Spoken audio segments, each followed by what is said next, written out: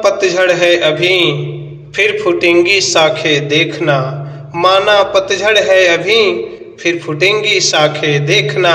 सफर लंबा ही सही, तुम मत थकना, फतेह होगी, तुम बस हौसला रखना। सफर लंबा ही सही, तुम मत थकना, फतेह होगी, तुम बस हौसला रखना। Good morning my dear student. समस्त छात्र छात्राओं को आपके अपने चैनल सौर एकेडमी परिवार में हार्दिक स्वागत है। मेरे प्यारे बच्चों, आज हम शुरू करने जा रहे हैं इंग्लिश क्लास 10 के ऑब्जेक्टिव क्वेश्चंस यानी कि एमसीक्यू क्वेश्चन। जितने भी प्रोज से क्वेश्चन बन सकते हैं एमसीक्यू टाइप के यानी कि मल्टीपल चॉइस क्वेश्चन टाइप के जितने भी क्वेश्चन बन सकते हैं, आज उनका एक मैराथन क्लास हम लेके आए हैं। इस चैप्टर के अंतर्गत हम कवर करेंगे ए लेटर टू गॉड के जितने भी बहुविकल्पी क्वेश्चन हैं, फिर Nelson Mandela Long Walk to Freedom इसके जितने ऑब्जेक्टिव क्वेश्चन बन सकते हैं। फिर तीसरा लेसन है from the diary of Anna Frank, इसके जितने बहुविकल्पी क्वेश्चन हो सकते हैं। फिर ग्लिम्स ऑफ इंडिया यानी कि भारत के झलक के जो तीनों पार्ट हैं, ए बेकर फ्रॉम गोवा, फिर कुर्ग और टी फ्रॉम असम, इनसे जितने क्वेश्चन बन सकते हैं। और मैडम्स राइट्स द बस, इसके जितने भी एमसीक्यू क्वेश्चन होंगे। और लास्ट लेसन है द सरमन एट बनारस, इसके जितने बहुविकल्पी क्वेश्चन बनेंगे। यानी कि हम कह सकते हैं कि प्रोज के जितने भी लेसन इस बार यूपी बोर्ड ने प्रमाणित किए हैं जो बोर्ड एग्जाम में आने वाले हैं, उन सभी की एक साथ श्रृंखला एक ही वीडियो में आपको उपलब्ध कराने जा रहे हैं। और मेरे प्यारे बच्चों, ये वीडियो आपके लिए बहुत ही इम्पॉर्टेंट होने जा रही है बोर्ड एग्जाम की दृष्टि से, और इसमें से ज़्यादा क्वेश्चन आपके बोर्ड एग्जाम में आने वाले हैं। इसलिए मेरे प्यारे बच्चों, इस वीडियो को स्किप नहीं करना है, पूरी वीडियो देखना है। वीडियो लंबी हो सकती है, फिर भी आप धैर्य बनाए रखिए। धैर्य से बड़ा कोई चीज़ नहीं होता। यदि आप आज धैर्य बनाएंगे तो बोर्ड एग्जाम में आपके ज़्यादा से ज़्यादा नंबर आने वाले हैं। ठीक है मेरे प्यारे बच्चों, इसके साथ ही जो भी बच्चे आपके जान पहचान के दोस्त मित्र फ्रेंड स्कूल के कॉलेज के कोचिंग के जो भी हैं, उनको ये वीडियो शेयर कर दीजिए ताकि उन तक यह पहुंच जाए और वो भी बोर्ड एग्जाम में ज़्यादा से ज़्यादा नंबर ला सके। मेरे प्यारे बच्चों, बिना देरी किए शुरू करते हैं। पहला जो सेशन शुरू होने वाला है, लेसन का नाम है ए लेटर टू गॉड। इसमें पहला एमसीक्यू क्वेश्चन आपके सामने है। देखिए फर्स्ट क्वेश्चन है, where was Lencho house situated. Lencho का घर कहाँ स्थित था। लेंचू का जो घर था इस कहानी वो कहाँ पे था। ऑप्शन ए है बॉटम ऑफ द हिल यानी कि पहाड़ी के निचली तह में। ऑप्शन बी है टॉप ऑफ ए हिल, पहाड़ी के टॉप पे था, ऊपर था। ऑप्शन सी है टॉप ऑफ ए प्लेट्स यानी पठार के ऊपर था। ऑप्शन डी है इन ए सिटी, एक शहर में था। मेरे प्यारे बच्चों, इसमें आपका ऑप्शन नंबर बी सही हो जाएगा, टॉप ऑफ द हिल्स, पहाड़ी के चोटी पे स्थित था। चलते हैं नेक्स्ट क्वेश्चन की तरफ। क्वेश्चन नंबर 2 है, what was the only things that the earth needed according to Lencho. According to Lencho, Lencho के अनुसार वह कौन सी चीज थी जिसे धरती को नीड थी, जरूरत थी या आवश्यकता थी। ऑप्शन ए है ए शावर्स यानी कि फुहारे, बारिश की बूंदे। ऑप्शन बी है ए स्नोफॉल्स यानी कि बर्फबारी, बर्फ गिरना।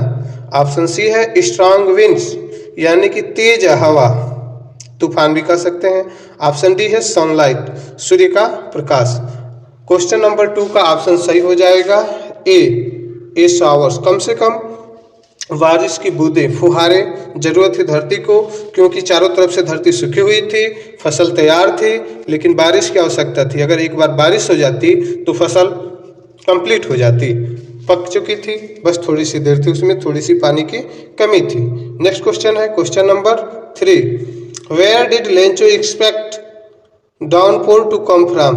लेंचो ने क्या उम्मीद की थी कि कहाँ से बारिश आ सकती है, कहाँ से बारिश आने वाली है। ऑप्शन ए है नॉर्थ यानी उत्तर दिशा से। ऑप्शन बी है नॉर्थ ईस्ट यानी उत्तर पूर्व दिशा से। ऑप्शन सी है नॉर्थ वेस्ट यानी उत्तर पश्चिम दिशा से। ऑप्शन डी है साउथ ईस्ट यानी दक्षिण पूर्व दिशा से। क्वेश्चन नंबर 3 का ऑप्शन सही हो जाएगा बी। कौन सा सही होगा बच्चों? Option number B, north east उत्तर पूर्व दिशा से बारिश आने की संभावना थी। नेक्स्ट क्वेश्चन है question number 4। What did Lencho compare the large raindrop with? Raindrop जो बारिश की बूंदें थी बड़ी बड़ी, उनकी तुलना किससे किया था लेंचू ने? ऑप्शन ए है सिल्वर कॉइन्स यानी कि चांदी के सिक्कों से, ऑप्शन बी है पर्ल्स यानी कि मोतियों से, ऑप्शन सी है डायमंड्स यानी हीरा से, ऑप्शन डी है न्यू कॉइन्स नए सिक्कों से। क्वेश्चन नंबर 4 का ऑप्शन सही हो जाएगा ए सिल्वर कॉइन्स चांदी के सिक्कों से। मेरे प्यारे बच्चों, लेंचू उन बारिश की बूंदों का महत्व बताते हुए बता रहा था कि जो सिल्वर के कॉइन्स होते हैं, चांदी के सिक्के होते हैं, इतने महत्वपूर्ण उसके लिए ये बारिश की बूंदें होने वाली थी, जो बारिश हो रही थी वो उसके लिए उतने महत्वपूर्ण थी। चलते हैं नेक्स्ट क्वेश्चन की तरफ। Question number 5। Which crop was growing on Lencho fields? Which crop कौन सी फसल वाज ग्रोइंग उग रही थी, बढ़ रही थी ऑन लेंचू फील्ड्स लेंचू के खेत में? लेंचू के खेत में कौन सी फसल उगी हुई थी? ऑप्शन ए है कॉर्न यानी मक्का, ऑप्शन बी है बैरली, ऑप्शन सी है राइस, ऑप्शन डी है none of the above. Rice में चावल होता है, बैरली में जौ होता है। क्वेश्चन नंबर 5 का ऑप्शन सही हो जाएगा ए कॉर्न यानी कि मक्के की फसल। मक्का कह सकते हैं या मकई बोल सकते हैं इसको, दोनों इसी का नाम होता है। तो मकई की फसल थी खेत में, या लेंचू के जो खेत था उसमें मक्के की फसल तैयार हो रही थी। नेक्स्ट क्वेश्चन है question number 6। What destroyed Lencho field? Lencho के फील्ड को यानी कि लेंचू के खेत को किसने नष्ट कर दिया? ऑप्शन ए है हैवी रेनफॉल भारी बारिश ने, ऑप्शन बी है हेल स्टॉर्म्स यानी ओले ने, तूफानयुक्त ओले ने, ऑप्शन डी है लैंडस्लाइड यानी कि धरती की जो स्लाइड हुई, स्खलन हुआ उससे, ऑप्शन डी है फ्लोड्स यानी कि बाढ़ से। क्वेश्चन नंबर 6 का ऑप्शन सही हो जाएगा बी। कौन सा सही होगा बच्चों? Option number B hailstorms. ओले रहित या ओले के साथ जो तूफान आए थे या तूफान के साथ जो ओले आए थे, दोनों कह सकते हैं, उससे उसकी फसल नुकसान हो गई। नेक्स्ट क्वेश्चन है क्वेश्चन नंबर 7 है the field look as if it were covered in?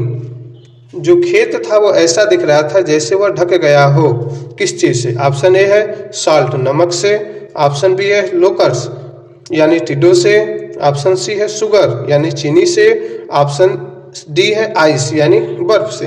Question number 7 का ऑप्शन ए सही हो जाएगा सॉल्ट यानी नमक से।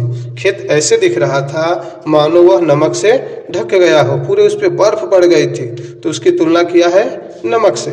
नेक्स्ट क्वेश्चन है क्वेश्चन नंबर 8 है Lencho compare the quantums of damage with? Lencho ने जो उसका नुकसान हुआ था उसकी तुलना किससे की थी? ऑप्शन ए है अटैक बाय रैट यानी चूहों के आक्रमण से, ऑप्शन बी है अटैक बाय क्राउ यानी कौवों के आक्रमण से, ऑप्शन सी है प्लेग ऑफ लोकर्स यानी टिड्डों के दल के आक्रमण से, ऑप्शन डी है नन ऑफ द एबोव, इनमें से कोई नहीं। क्वेश्चन नंबर 8 का ऑप्शन सही हो जाएगा सी प्लेग ऑफ लोकर्स टिड्डों के दल से। उसमें आपको बताया गया है बच्चों, लेंचू बताता है कि इतना तो नुकसान टिड्डों का दल भी नहीं करेगा, वो भी कुछ छोड़ जाएगा, ओले ने तो कुछ नहीं छोड़ा, सब कुछ समाप्त कर दिया, जितनी भी चीजें थी सब नष्ट हो चुकी थी। चलते हैं नेक्स्ट क्वेश्चन की तरफ। Question number 9। What was the only hope left in the heart of Lencho family? What was the only hope left?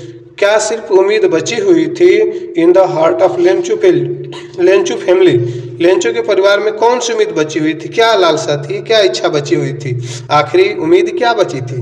Option A है कंपेशंस फ्रॉम गवर्नमेंट सरकार से मुआवजा, ऑप्शन बी है हेल्प फ्रॉम फार्मर्स एसोसिएशंस जो किसानों के संगठन होते हैं उससे मदद की, ऑप्शन सी है हेल्प फ्रॉम गॉड भगवान से मदद की, ऑप्शन डी है there was no hope left यहाँ कोई उम्मीद ही नहीं बची थी।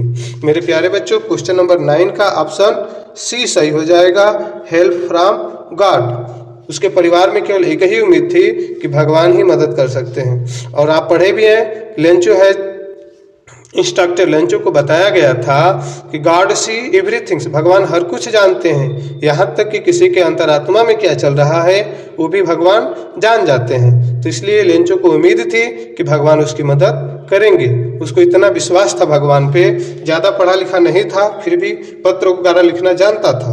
नेक्स्ट क्वेश्चन है question number 10। What did Lencho decide to contact his last result. लेंचो ने कैसे प्रयास किया, कैसे संपर्क किया अपने अंतिम स्रोत से, या अंतिम बार क्या प्रयास किया उसने। ऑप्शन ए है वाई विजिटिंग देम पर्सनली, खुद स्वयं जाकर मिलने के लिए किया। ऑप्शन बी है थ्रू ए लेटर, एक पत्र के माध्यम से संपर्क किया। ऑप्शन सी है थ्रू ईमेल, ईमेल के माध्यम से किया। ऑप्शन डी है थ्रू फैक्स, यानी फैक्स के माध्यम से किया। क्वेश्चन नंबर 10 का ऑप्शन सही हो जाएगा बी, थ्रू ए लेटर, पत्र के माध्यम से उसने संपर्क किया। जैसे लेसन का नाम भी है ए लेटर टू गॉड, एक पत्र भगवान को, या भगवान को एक पत्र। लेंचो ने भगवान को क्या किया बच्चों, पत्र लिखा था। और क्या किया था, भगवान से उसने पैसे मांगे थे। किस लिए मांगे थे, अपनी फसल को बोने के लिए, और जब तक फसल तैयार नहीं होती है तब तक जीने के लिए भोजन चाहिए ना, तो इसलिए उसने पत्र लिखा भगवान को और भगवान से पैसे मांगे। नेक्स्ट क्वेश्चन की तरफ चलते हैं। क्वेश्चन नंबर 11 है how much money did he Lencho ask for. Lencho ने कितने पैसे मांगे थे, भगवान को जो पत्र लिखा था लेंचो ने, उसमें कितने पैसे मांगे थे। ऑप्शन ए है 100 पीसेस यानी 100 पीसेस। ऑप्शन बी है 1000 पीसेस यानी 1000 पीसेस। ऑप्शन सी है 10 पीसेस यानी 10 पीसेस। ऑप्शन डी है 500 पीसेस यानी 500 पीसेस। क्वेश्चन नंबर 11 का ऑप्शन सही हो जाएगा ए, 100 पीसेस, 100 पीसेस उसने भगवान से मांगे थे। ठीक है, चलते हैं नेक्स्ट क्वेश्चन की तरफ। Question number 12। What was the immediate reactions of the postman on seeing the letter. What was the immediate reaction, तुरंत क्या प्रतिक्रिया हुई ऑफ द पोस्टमैन, उस डाकिया का, ऑन सीइंग द लेटर, उस पत्र को देखकर। पत्र को देखकर डाकिये का क्या रिएक्शन हुआ था, क्या प्रतिक्रिया थी, वो पूछा गया है। ऑप्शन ए है लाफ्ड होल हार्टली, उसने हृदय से, पूरे खुले मन से बहुत हंसा। ऑप्शन बी है क्राइड, चीखा, चिल्लाया या रोया। ऑप्शन सी है फेल्ट सेड, दुख महसूस की, अबाउट व्हाट हैपेंड, जो घटित हुआ था। ऑप्शन डी है फेल्ट एम्फेटिक, यानी सहानुभूति व्यक्त की। क्वेश्चन नंबर 12 का ऑप्शन सही हो जाएगा बच्चों ए, लाफ्ड होल हार्टली। जब उसने पत्र को देखा पोस्टमैन ने कि भगवान का पता है, और भगवान को तो वो भी एड्रेस नहीं जानता था कि भगवान कहाँ रहते हैं, इसलिए सबसे पहले वह बहुत अपने हृदय से हंसा कि गजब का पत्र है ये भगवान को ही पत्र लिख दिया है। और पोस्टमैन बताता है कि उसने अपने जीवन काल में जब से वो पोस्टमैन बना है इस पते को जानता ही नहीं, यहाँ कैसे पत्र को ये पहुँचाएगा। ठीक है बच्चों, तो ऑप्शन नंबर ए सही हो जाएगा, वो पूरे हृदय से हंस रहा था पत्र को देखकर। नेक्स्ट क्वेश्चन है क्वेश्चन नंबर 13 है the postmaster was a fat amiables man, what is the meaning of amiable. वह जो पोस्टमास्टर था यानी डाकपाल था, वो बहुत मोटा व्यक्ति था और प्रसन्नचित व्यक्ति था। यहाँ पर एमिएबल का क्या अर्थ होगा। ऑप्शन ए है र्यूड यानी असभ्य, गवार। ऑप्शन बी है हेल्पफुल यानी मदद करने वाला। ऑप्शन सी है फ्रेंडली यानी मित्रवत, एग्जेसिस्ट। ठीक है बच्चों, तो इसमें ऑप्शन 13 का सही हो जाएगा सी। कौन सा सही होगा बच्चों, सी, फ्रेंडली, मित्रवत। एमिएबल का होता है मित्रवत, जो खुलकर लोगों से बात करते हैं, प्रसन्नचित रहते हैं, खुशनुमा लोग, हंसी मिजाज वाले लोग जो होते हैं उसी को एमिएबल कहा जाता है। नेक्स्ट क्वेश्चन की तरफ चलते हैं। क्वेश्चन नंबर 14 है what else did the reply demand apart from goodwill ink and paper. जो पत्र था उसमें सद्भावना, इंक यानी स्याही और कागज के अलावा क्या चीज की डिमांड हुई थी, क्या मांगा गया था। ऑप्शन ए है लॉस्ट क्रॉप यानी खोई हुई फसल, नुकसान हुई हुई फसल मांगा गया था। ऑप्शन बी है मनी, पैसा मांगा गया था। ऑप्शन सी है गॉड सिग्नेचर, भगवान का हस्ताक्षर मांगा गया था। ऑप्शन डी है न्यू सीड्स, नए बीज मांगे गए थे। तो क्वेश्चन नंबर 14 का ऑप्शन सही हो जाएगा बी, मनी, क्या मांगा गया था बच्चों? मनी। लेंचू ने जो पत्र लिखा था उसमें उसने पैसे मांगे थे, 100 पीसेस मांगे थे फसल बोने के लिए, और जब तक फसल तैयार नहीं होती है तब तक जीने के लिए। नेक्स्ट क्वेश्चन है क्वेश्चन नंबर 15 है, what did Lencho think of the post office employees? Lencho क्या सोचता था पोस्ट ऑफिस के कर्मचारियों के लिए? जो पोस्ट ऑफिस से कर्मचारी होते हैं वो कैसे होते हैं लेंचू के अनुसार? ऑप्शन ए है बेंच ऑफ क्रूक्स, यानी बेईमानों का झुंड होता है, चोरों का समूह होता है। ऑप्शन बी है रूड्स, यानी असभ्य लोग होते हैं। ऑप्शन सी है अनहेल्पफुल, किसी की मदद न करने वाले होते हैं। ऑप्शन डी है प्राउड, घमंडी होते हैं। क्वेश्चन नंबर 15 का ऑप्शन सही हो जाएगा बच्चों बेंच ऑफ कुक्स, यानी कि बेईमानों का समूह, चोरों का समूह। ये लेंचू के अनुसार है। अगर वास्तविकता की बात करें तो जो पोस्ट मास्टर था वो बहुत ही अच्छा आदमी था। उसने लेंचू की मदद करने के लिए चंदा इकट्ठा किया, पैसा इकट्ठा किया 100 पीसेस पूरा करने के लिए।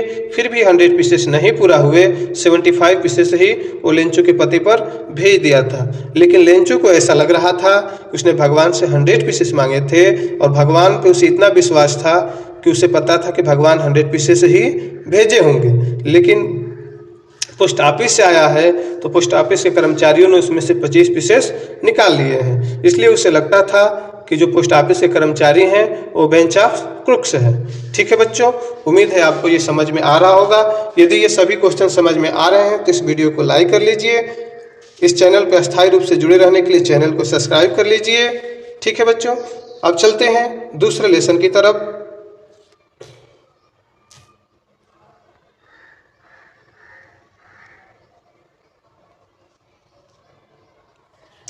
दूसरा लेसन है बच्चों, दूसरे लेसन का नाम है Nelson Mandela Long Walk to freedom.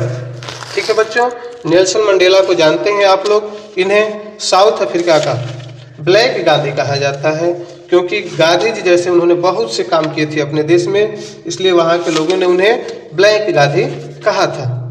उन्होंने अपने ज़्यादा से ज़्यादा उम्र अपने देश को आज़ाद कराने में बिता दी थी, इसलिए उन्हें ब्लैक गांधी कहा गया। गांधी की उपमा उन्हें भी दी गई थी। शुरू करते हैं।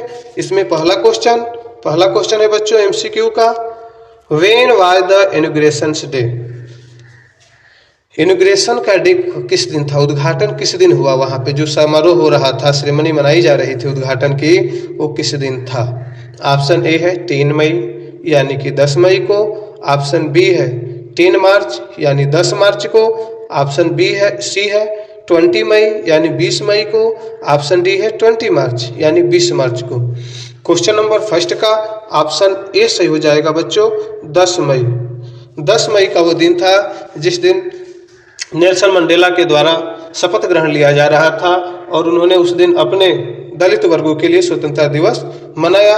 नई शासन प्रणाली वहाँ पे व्यवस्थित हुई, लोकतांत्रिक शासन प्रणाली वहाँ पर लागू हुई थी। चलते हैं नेक्स्ट क्वेश्चन की तरफ। क्वेश्चन नंबर 2 है, how many deputy presidents were elected? कितने डिप्टी प्रेसिडेंट चुने गए, कितने उप राष्ट्रपति का चुनाव हुआ साउथ अफ्रीका में? ऑप्शन ए है 2 यानी 2। ऑप्शन बी है 3 यानी 3। ऑप्शन सी है 1 यानी कि 1। ऑप्शन डी है नॉन अर्थात कोई नहीं।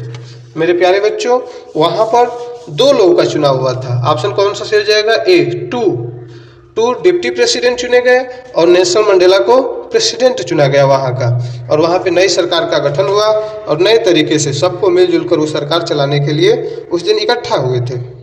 चलते हैं नेक्स्ट क्वेश्चन की तरफ। क्वेश्चन नंबर 3 है, it was a celebration of south Africa first government. It was a celebration, यह एक समारोह था ऑफ साउथ अफ्रीका, दक्षिण अफ्रीका के फर्स्ट पहली बार गवर्नमेंट का यानी कि सरकार का। अब इसमें ऑप्शन ए दिया हुआ है ऑटोक्रेटिक रेशियल्स जो कि जातिगत थी। ऑप्शन बी है डेमोक्रेटिक नॉन रेशियल्स लोकतांत्रिक गैर जातीय थी।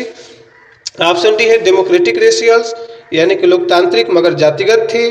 ऑप्शन डी है मोनार्च नॉन रेशियल्स यानी राजसी जो सम्राट वाला होता है गैर जातीय। मेरे प्यारे बच्चों, ऑप्शन क्वेश्चन नंबर 3 का ऑप्शन नंबर बी सही हो जाएगा, डेमोक्रेटिक नॉन रेशियल। कैसी सरकार थी बच्चों ये? लोकतांत्रिक, गैर जातिगत या रंग भेद वाली या नस्ल वाली ये नहीं थी, ये सबके लिए सरकार बनी थी, सब मिलजुल के थे। अब कोई भेदभाव वहाँ नहीं होने वाला था। आप पढ़े भी हैं इस लेसन में कि यहाँ पे नस्ल में बंट दिया गया था, गोरे लोग और काले लोगों में। गोरे लोग की वहाँ पे सरकारें चलती थी, काले लोगों को बहुत परेशान किया जाता था। अब जाके जब नेल्सन मंडेला वहाँ के चुनाव जीते और राष्ट्रपति बने, तो अब वहाँ पे एक ऐसी लोकतांत्रिक सरकार आई जो नस्ल भेद वाली नहीं थी। चलते हैं नेक्स्ट क्वेश्चन की तरफ। क्वेश्चन नंबर 4 है, what change brought international leaders to South Africa. क्या परिवर्तन था जिसने अंतर्राष्ट्रीय नेताओं को साउथ अफ्रीका में लाया? ऑप्शन ए है एंड ऑफ अपार्थाइड, नस्ल भेद का जो अंत हुआ वो। ऑप्शन बी है ह्यूमैनिटी, मानवता। ऑप्शन सी है पीस, शांति। ऑप्शन डी है ट्रेड नेगोटिएशंस, यानी जो व्यवसायिक नेगोटिएशन थे, व्यापार के माध्यम से आए। क्वेश्चन नंबर 4 का ऑप्शन सही होगा फर्स्ट, एंड ऑफ अपार्थाइड, यानी नस्ल भेद जो वहाँ पे चलता था, रंग भेद चलता था, उसका अंत हुआ जिसने पूरे दुनिया के नेताओं को, अंतर्राष्ट्रीय नेताओं को साउथ अफ्रीका में इनवाइट किया और मिलजुल के आगे बढ़ने की बात की गई। चलते हैं नेक्स्ट क्वेश्चन की तरफ। Question number 5, what was it that the nations needed to be liberate from. किसी देश को आज़ाद होने के लिए, स्वतंत्र होने के लिए क्या जरूरी होता है? ये किस चीज़ से जरूरी होना था? ऑप्शन ए है पॉवर्टी, यानी गरीबी से। ऑप्शन बी है जेंडर डिस्क्रिमिनेशन, यानी जो जेंडर होते हैं, लिंग के भेदभाव होते हैं, उससे। ऑप्शन सी है डिप्रिवेशंस, यानी शोषण से। ऑल ऑफ द अबव, यानी उपयुक्त सभी से। मेरे प्यारे बच्चों, क्वेश्चन नंबर 5 का ऑप्शन डी सही हो जाएगा, ऑल ऑफ द अबव। इन सभी से जितने भी शोषित, वंचित, गरीबी थी, वहाँ पे लोगों का शोषण होता था और लोगों को दूसरी दुनिया से या देश दुनिया के अलग अलग हिस्सों से वंचित रखा जाता था, इन सभी से उन्हें आज़ाद होने की जरूरत थी। नेक्स्ट क्वेश्चन की तरफ चलते हैं। क्वेश्चन नंबर 6 है, the spectaculars array of South African jets are display. जो श्रृंखलाबद्ध साउथ अफ्रीका की जेट ऊपर दिखाई दे रही थी, वो क्या प्रदर्शन कर रही थी? ऑप्शन ए है मिलिट्री प्रिसिशन, यानी कि सेना की ताकतों का प्रदर्शन कर रही थी। मिलिट्री लॉयल्टी टू डेमोक्रेसी, लोकतंत्र के प्रति जो सेना का अपना लॉयल्टी था, यानी नम्रता था, विनम्रता था, उसको दिखा रही थी। ऑप्शन सी है बोथ ए एंड बी, यानी कि ए और बी दोनों सही है। डी है नन ऑफ द अबव, इनमें से कोई नहीं। तो क्वेश्चन नंबर 6 का ऑप्शन सी सही हो जाएगा बच्चों। कौन सा सही होगा? बोथ ए एंड बी, मतलब ए भी सही है और बी भी सही है। जो वहाँ की मिलिट्री थी वो अपने ताकत के साथ साथ अपने नई सरकार, जो लोकतांत्रिक सरकार बनी थी, उसके प्रति अपनी नम्रता को, अपनी अनुशासन को व्यक्त कर रही थी कि उनके प्रति वो लॉयल है, विनम्र है, इस चीज को दर्शा रहे थे। चलते हैं नेक्स्ट क्वेश्चन की तरफ। क्वेश्चन नंबर 7 है, whom did Mandela wants to thank but could not। Nelson Mandela किसको धन्यवाद देना चाहते थे लेकिन वो धन्यवाद नहीं दे सकते थे? ऑप्शन ए है हिज फैमिली, यानी अपने परिवार को। ऑप्शन बी है वाइट रूलर्स, यानी जो गोरे लोग का शासक था उनको। ऑप्शन सी है अफ्रीकन पेट्रियट्स, यानी अफ्रीका के जो देशभक्त रह चुके थे उनको, जो अब मर चुके थे। ऑप्शन डी है military who know longer exist, सेना जो बहुत समय से एक्सिस्ट नहीं थी। प्यारे बच्चों, इसमें क्वेश्चन नंबर 7 का ऑप्शन सही हो जाएगा सी, अफ्रीका पेट्रियट। अफ्रीका के उन सभी देशभक्तों को वो धन्यवाद देना चाहते थे जो अब इस दुनिया में नहीं थे। देश की आज़ादी के लिए, स्वतंत्रता के लिए वो अपनी कुर्बानी दे चुके थे और शहीद हो चुके थे देश के लिए। उन सभी देशभक्तों को नेल्सन मंडेला धन्यवाद देना चाहते थे, लेकिन अब वो थे नहीं, उनको धन्यवाद नहीं दे सकते थे। उसी चीज़ को वो कहते हैं कि मैं धन्यवाद देना चाहता हूँ। वो लोग अब नहीं रहे इस दुनिया में क्योंकि वो शहीद हो गए थे। नेक्स्ट क्वेश्चन है 8, according to the Mandela what is the greatest wealth of nation. Mandela के अनुसार, यानी नेल्सन मंडेला के अनुसार जो महानता होती है, महान धन होता है, संपत्ति होती है, वेल्थ होता है देश के लिए, वो क्या होता है? ऑप्शन ए है मिनरल्स, यानी वहाँ की खनिज संपदा जो होती है। ऑप्शन बी जर्म्स, जो वहाँ के रत्न होते हैं। ऑप्शन सी डायमंड्स, हीरा। ऑप्शन डी है पीपुल्स, यानी कि वहाँ के लोग। तो क्वेश्चन नंबर 8 का ऑप्शन डी सही हो जाएगा बच्चों।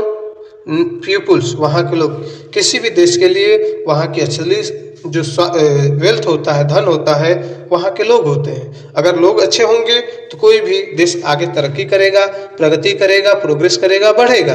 लेकिन अगर सभी संप्रदाय होते हुए भी वहाँ लोग ही ना हो तो फिर उस देश का क्या होगा। ठीक है बच्चों, चलते हैं नेक्स्ट क्वेश्चन की तरफ। क्वेश्चन नंबर 9 है, what did Mandela learn about courage.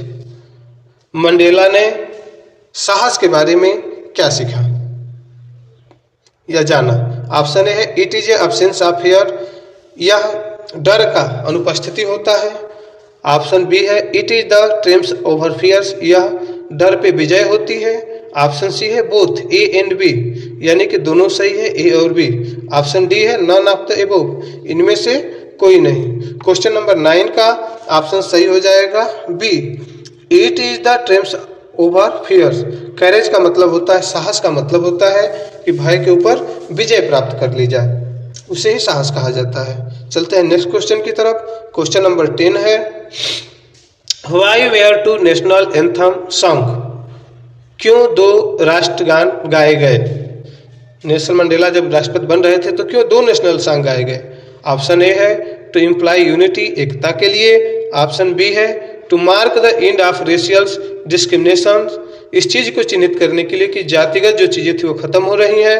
Option C है to make the end of a gender, लिंग भेद का या नस्ल भेद का अंत करने के लिए। ऑप्शन डी है बोथ ए एंड बी, यानी कि दोनों ए और बी सही है। क्वेश्चन नंबर 10 का ऑप्शन सही हो जाएगा B, to make the end of racial discrimination, जो जाति में भेदभाव थे, रंग भेद, नस्ल भेद जो थे, उनको मिटाने के लिए दोनों नेशनल एंथम्स को गाए गए थे। चलते हैं नेक्स्ट क्वेश्चन की तरफ। क्वेश्चन नंबर है 11, what comes more naturally to heart according to Mandela. Nelson Mandela के अनुसार कौन सी चीज स्वाभाविक रूप से हमारे हृदय में आ जाती है। ऑप्शन ए है हेटेड, यानी कि घृणा, नफरत। ऑप्शन बी है यूनिटी, यानी एकता। ऑप्शन सी है लव, यानी प्रेम, स्नेह, ममता। ऑप्शन डी है रेशियल डिस्क्रिमिनेशन, यानी जातिगत जो चीजें होती हैं, नस्ल भेद या रंग भेद कह सकते हैं। तो क्वेश्चन नंबर 11 का सही हो जाएगा लव। नेल्सन मंडेला ने बताया है कि लोग घृणा करते हैं, हालांकि घृणा के विपरीत जो लव होता है वो तो नेचुरल आता है मनुष्य के अंदर, तो वो तो और भी ज्यादा होनी चाहिए। चलते हैं क्वेश्चन नंबर 12 की तरफ। Which part did Mandela join, which party did Mandela join. Mandela यानी नेल्सन मंडेला ने कौन सी पार्टी को ज्वाइन किया था। ऑप्शन ए है इंडियन नेशनल कांग्रेस, यानी भारतीय राष्ट्रीय कांग्रेस। ऑप्शन बी है अफ्रीकन नेशनल कांग्रेस, यानी अफ्रीकन राष्ट्रीय कांग्रेस। ऑप्शन सी है नेशनल अफ्रीकन पार्टी, यानी राष्ट्रीय अफ्रीका पार्टी। ऑप्शन डी है he did not join any party, उन्होंने कोई भी पार्टी ज्वाइन नहीं की थी। तो क्वेश्चन नंबर 12 का ऑप्शन बी सही हो जाएगा, अफ्रीकन नेशनल कांग्रेस उन्होंने ज्वाइन किया था। चलते हैं नेक्स्ट क्वेश्चन की तरफ। क्वेश्चन नंबर 13 है, whom according to Mandela is not free. Mandela यानी नेल्सन मंडेला के अनुसार कौन स्वतंत्र नहीं होता है। ऑप्शन ए है ऑपरेसर्स, ऑप्शन बी है अप्रेस्ड, ऑप्शन सी है बोथ ए एंड बी, यानी दोनों। ऑप्शन डी है none of the above. Oppressor मतलब होता है शोषित करने वाले, पीड़ित करने वाले। ऑपरेस्ड मतलब जो लोग पीड़ित हुए हैं, शोषित हुए हैं, जिन्हें सताया गया है। ठीक है, तो क्वेश्चन नंबर 13 का ऑप्शन सही हो जाएगा बोथ, यानी कि ए और बी दोनों सही है, तो ऑप्शन सी पर हम टिक कर लेंगे। चलते हैं नेक्स्ट क्वेश्चन की तरफ। क्वेश्चन नंबर 14 है, a man who take away another's man's freedom is. एक आदमी जो दूसरे की स्वतंत्रता को छीन लेता है वह होता है। ऑप्शन ए है व्हाइट, यानी गोरा आदमी। ऑप्शन बी है ए प्रिजनर ऑफ हेटेड, घृणा का कैदी होता है। ऑप्शन सी होता है क्रिमिनल, यानी कि अपराधी होता है। ऑप्शन डी है रूड्स, यानी असभ्य, गवार होता है। क्वेश्चन नंबर 14 का ऑप्शन बी सही हो जाएगा, ए प्रिजनर ऑफ हेटेड, घृणा का कैदी होता है। चलते हैं नेक्स्ट क्वेश्चन की तरफ 15 क्वेश्चन है, what began Mandela hungers for freedom. जो मंडेला थे उनको किस चीज की भूख सवार थी, स्वतंत्रता की भूख कब से सवार थी। ऑप्शन ए है the fact that it had already been taken away from run, तथ्य यह था कि उनको यह पहले से उनसे छीन ली गई थी। Option B his obligation towards people, लोगों के प्रति उनकी कृतज्ञता थी। Option C his obligation towards people, लोगों के प्रति उनकी कृतज्ञता थी। ऑप्शन डी है he was born to fight, वह लड़ने के लिए ही पैदा हुए थे। ठीक है बच्चों, इसमें देख लीजिए ऑप्शन सी थोड़ा सा गलत है बच्चों, यहाँ पे फैमिली होगा। ठीक है, क्या होगा यहाँ पे, family. His obligation to family, अपने परिवार के प्रति कृतज्ञता। क्वेश्चन 15 में ऑप्शन सही हो जाएगा B, his obligation to people, लोगों के प्रति जो उनकी कृतज्ञता थी, इसके लिए स्वतंत्रता की उनके अंदर भूख सवार थी। ठीक है बच्चों, जो भी बच्चे अभी तक इस वीडियो को शेयर नहीं किए हैं जल्दी से अपने दोस्तों में शेयर कर दीजिए, क्योंकि ये क्वेश्चन सभी बोर्ड एग्जाम के लिए बहुत ही इंपॉर्टेंट है। और साथ ही साथ जो बच्चे पहली बार इस चैनल पे आए हैं, इस चैनल को सब्सक्राइब कर लें।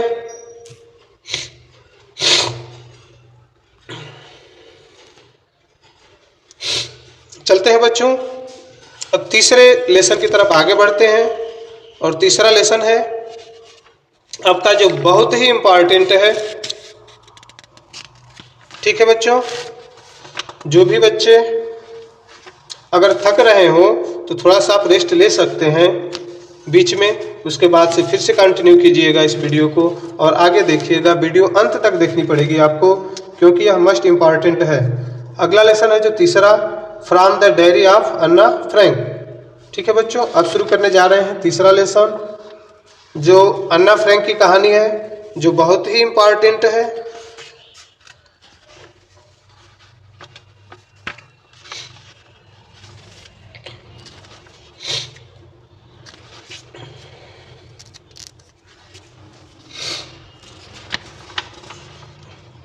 इसमें देखिए जो पहला क्वेश्चन है बच्चों, क्वेश्चन नंबर फर्स्ट दिया हुआ है, what was the subject on which she had to write. वह विषय क्या था जिस पे उसे लिखना था, यानी अन्ना फ्रैंक को किस पॉइंट पे लिखने थे जो टीचर ने काम दिया हुआ था। ऑप्शन ए है नेसेसिटी ऑफ वॉकिंग, टहलने की आवश्यकता पे या जरूरत पे। ऑप्शन बी है नेसेसिटी ऑफ रनिंग, दौड़ने की आवश्यकता पे। ऑप्शन सी है नेसेसिटी ऑफ टॉकिंग, बात करने की जरूरत पे। नेसेसिटी ऑफ स्टडी, अध्ययन करने की आवश्यकता पे। क्वेश्चन नंबर फर्स्ट का ऑप्शन कौन सा सही हो जाएगा बच्चों, क्वेश्चन नंबर जो फर्स्ट है इसमें ऑप्शन सही हो जाएगा आपका सी, नेसेसिटी ऑफ टॉकिंग, बात करने की आवश्यकता पे। बहुत लड़कियों बातों नहीं थी ना, तो इसलिए दिया गया था कि बात करने पर उसे निबंध लिखने थे। ठीक है, चलते हैं next question, question number 2, what was topic for essay written by Anna. Anna के द्वारा जो टॉपिक था, क्या टॉपिक दिया गया था जिस पे उसे लिखने थे। ऑप्शन ए है माई डायरी, यानी मेरी डायरी पे। ऑप्शन बी है चैटर बॉक्स, यानी बकबक करने वाला बातूनी पे निबंध लिखना था। ऑप्शन सी है ए लेटर बॉक्स, एक पत्र बॉक्स पे निबंध लिखना था। ऑप्शन सी है नन ऑफ द एबोव, इनमें से कोई नहीं। तो ऑप्शन कौन सा सही हो जाएगा बच्चों, क्वेश्चन नंबर 2 का ऑप्शन बी सही हो जाएगा, ए चैटर बॉक्स, एक बातूनी पे उसे निबंध लिखना था। उसके टीचर उसके बोलने से, बात करने से बहुत परेशान रहते थे, इसलिए उसे निबंध दिए थे कि एक चैटर बॉक्स पर निबंध लिखो, बातूनी पे एक निबंध लिखना था। ठीक है बच्चों, चलते हैं क्वेश्चन नंबर 3 की तरफ। क्वेश्चन है how does Anna explain her fathers. Anna ने अपने पिता के बारे में क्या एक्सप्लेन किया था, क्या बताया था, क्या जानकारी दी थी। ऑप्शन ए है मोस्ट एडोरेबल फादर, बहुत ही प्रेम करने वाले या प्यारे पिता। ऑप्शन बी है मोस्ट एंग्री फादर, बहुत ही क्रोधित पिता। ऑप्शन सी है मोस्ट डेलिकेट फादर्स, बहुत ही समर्पित पिता। ऑप्शन या नाजुक पिता भी कह सकते हैं। ऑप्शन डी है नन ऑफ द एबोव, इनमें से कोई नहीं। तो ऑप्शन क्वेश्चन 3 का ऑप्शन ए सही हो जाएगा बच्चों, मोस्ट एडोरेबल फादर, बहुत ही नाजुक या प्यारे पिता। चलते हैं नेक्स्ट क्वेश्चन की तरफ। क्वेश्चन नंबर 4 है who is Anna long awaited friends. Anna Frank का कौन सा प्रतिष्ठित मित्र था, उसका मित्र कौन था? ऑप्शन ए है हर पेन यानी कि उसकी कलम, ऑप्शन बी है हर कैट यानी कि उसकी बिल्ली, ऑप्शन डी है हर डायरी यानी कि उसकी डायरी, ऑप्शन डी है हर डॉग, उसका कुत्ता। क्वेश्चन नंबर 4 का बच्चों कौन सा ऑप्शन से हो जाएगा? सी, हर डायरी, उसकी डायरी ही उसकी सच्ची मित्र थी। ठीक है, चलते हैं नेक्स्ट क्वेश्चन की तरफ। Question number 5, how does she wants to begins her diary? वह अपने डायरी को कैसे शुरू करना चाहती थी? ऑप्शन ए है बाय राइटिंग हर नेम, अपना नाम लिखकर शुरू करना चाहती थी। ऑप्शन बी है बाय गिविंग एन इंट्रोडक्शन, एक परिचय दे के उसके बाद शुरू करना चाहती थी। ऑप्शन सी है by writing above her happy, प्रसन्नता पूर्वक खुशी जाहिर करके और फिर पत्र लिखना चाहती थी। ऑप्शन डी है नन ऑफ द एबोव, इनमें से कोई नहीं। क्वेश्चन नंबर 5 का बी सही हो जाएगा बच्चों, बाय गिविंग एन इंट्रोडक्शन, एक परिचय देकर। पहले उसने डायरी का परिचय दिया, उसका नाम क्या रखा था? किटी, और फिर उसने शुरू किया। चलते हैं नेक्स्ट क्वेश्चन पे। क्वेश्चन नंबर 6 है on which date did Anna record the accident in Mr Keesing's class in her diary? किस तारीख को, किस डेट को मिस्टर केसिंग के क्लास के उसने अपनी डायरी में इंगित किया था, मेंशन किया था? ऑप्शन ए है 12 जून 1942 यानी 12 जून 1942 को। ऑप्शन बी है 21 जून 1942 यानी 21 जून 1942 को। ऑप्शन सी है 20 जून 1942 यानी 20 जून 1942 को। ऑप्शन डी है 22 जून 1942 यानी 22 जून 1942 को। मेरे प्यारे बच्चों, बहुत ही इंपॉर्टेंट क्वेश्चन है ये। क्वेश्चन नंबर 6 का ऑप्शन सही हो जाएगा कौन सा बच्चों? 20 जून 1942 क्या रहेगा बच्चों? 20 जून 1942। इसको याद रखिएगा, यहाँ पे बहुत बच्चे कंफ्यूजन में पड़ जाते हैं। दिन कौन सा था बच्चों? सैटरडे था, सैटरडे का दिन था जिस दिन उसने लिखा था। ठीक है बच्चों, सैटरडे 20 जून 1942, शनिवार के दिन 20 जून 1942 को। चलते हैं नेक्स्ट क्वेश्चन की तरफ। क्वेश्चन नंबर 7 है which city where Anna and Margot sent to live with their grand mother? किस शहर में अन्ना और मार्गोट को भेजा गया था दादी जी के साथ रहने के लिए? ऑप्शन ए है बर्लिन, ऑप्शन बी है अर्चन्स, ऑप्शन सी है मुनीच, ऑप्शन डी है बोन। ठीक है बच्चों, क्वेश्चन नंबर 7 का ऑप्शन बी सही है, अर्चेंस। ध्यान से देखिएगा बच्चों, थोड़ा ऑप्शन ए और बी में कंफ्यूजन हो जाता है, तो अर्चेन वाला सही होगा इसमें। ठीक है, चलते हैं नेक्स्ट क्वेश्चन की तरफ। क्वेश्चन नंबर 8 है who was the only survivor from Anna family? Anna Frank के परिवार में कौन सर्वाइवर था? मतलब जीविकोपार्जन वाला, परिवार चलाने वाले कौन थे? ऑप्शन ए है अन्ना यानी कि अन्य थी। ऑप्शन बी है अन्नाज फादर्स, अन्ना के पिता थे। ऑप्शन सी है अन्नाज मदर, अन्ना के माता थी। ऑप्शन डी है अन्य सिस्टर, अन्ना के बहन थी। तो प्यारे बच्चों, क्वेश्चन नंबर 8 का ऑप्शन सही हो जाएगा बी, अन्नाज फादर। उसके जो पिता थे वही सर्वाइवर थे परिवार का। क्वेश्चन नंबर 9 है how many siblings did Anna have? Siblings होता है बच्चों भाई बहन। अन्ना के कितने भाई बहन थे? ऑप्शन ए है 1 यानी कि 1, ऑप्शन बी है 2 यानी कि 2, ऑप्शन सी है 3 यानी कि 3, ऑप्शन 4 है 4, ऑप्शन डी है 4 यानी कि 4। आपको पता ही है इसमें ऑप्शन ए सही होगा क्योंकि उसकी केवल एक ही बहन थी। ठीक है, चलते हैं नेक्स्ट क्वेश्चन की तरफ। क्वेश्चन नंबर 10 है बच्चों what name was her book publish with? जो उसकी किताब छपी थी, प्रकाशित हुई थी, पब्लिश हुई थी, किस नाम से, क्या नाम दिया गया था उसको? ऑप्शन ए है from the diary of Anna Frank, Anna Frank के डायरी से। ऑप्शन बी है the diary of a young girl, एक छोटी लड़की की डायरी। ऑप्शन सी है अन्ना फ्रैंक, ऑप्शन डी है अन्ना फ्रैंक्स डायरी। मेरे प्यारे बच्चों, क्वेश्चन नंबर 10 का ऑप्शन सही हो जाएगा B, the diary of young girl, एक छोटी लड़की की कहानी। ये डायरी इसी नाम से प्रकाशित हुई थी। और आपके लेसन का नाम क्या है? पहला है sir from the diary of Anna Frank, इसको याद रखिएगा। ठीक है, चलते हैं नेक्स्ट क्वेश्चन की तरफ। क्वेश्चन नंबर 11 है, what did she write in her last essay. अंतिम जो निबंध लिखी थी, लास्ट एसे लिखी थी, उसमें उसने क्या लिखा था। ऑप्शन ए है ए पोयम, एक कविता। ऑप्शन बी है ए जोक, एक मजाक। ऑप्शन सी है पैराग्राफ, एक पैराग्राफ लिखी थी। ऑप्शन डी है ए फनी पोयम, एक मजाकिया कविता या एक अजीब कविता। तो ऑप्शन कौन सा सही हो जाएगा बच्चों? ऑप्शन नंबर डी सही है, इसमें ए फनी पोयम उसने लिखा था। नेक्स्ट क्वेश्चन है question number 12, what language was the diary originally written in. जो डायरी लिखी गई थी वो वास्तव में या मूल रूप से किस भाषा में लिखी गई थी। ऑप्शन ए है स्पेनिश यानी स्पेन भाषा में। ऑप्शन बी है इंग्लिश यानी अंग्रेजी भाषा में। ऑप्शन सी डच यानी डच भाषा में। ऑप्शन डी है फ्रेंच यानी फ्रेंच भाषा में। क्वेश्चन नंबर 12 का ऑप्शन सही होगा सी, डच लैंग्वेज, डच भाषा में लिखी गई थी। चलते हैं नेक्स्ट क्वेश्चन की तरफ। क्वेश्चन नंबर 30 है, why was Mister Keesings annoyed with her. Mister Keesing जो उसके मैथ के अध्यापक थे उस पर क्यों नाराज हो गए थे। ऑप्शन ए है she was not a good student, वह एक अच्छी छात्रा नहीं थी।